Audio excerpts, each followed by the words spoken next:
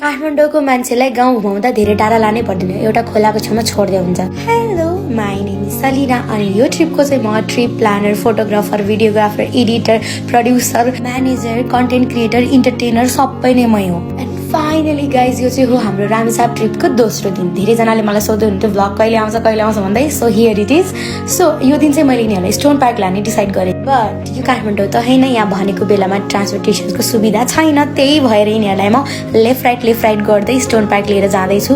र सहरको धुलो धुवामा बसेका मेरा साथीहरू गाउँको स्वच्छ हावापानी र निलो आकाश देखेर दङ्ग परिसके। साँच्चीकै काठमाडौँमा बसेर फोहोर खोला हेर्दा वाक्का प्याक्का दिक्क भएपछि गाउँको सफा खोला देख्दाखेरि चाहिँ कस्तो खुसी हुन्छ क्या। साथीहरूले यो खोलामा यति टाइम स्पेन्ड गरे नि, यहाँबाट हामीलाई उता जानको लागि नि लगभग 2 घन्टा हामीले यहाँ वेट गर्नु पर्यो, तर पनि आई क्यान फिल देम। अनि हामीले यहाँ भिडियोहरू पनि बनायौँ। पछि हिँड्दै ट्रेकिङको रहर पनि पुरा गर्दै हामी गरजाङसम्म पुग्यौँ।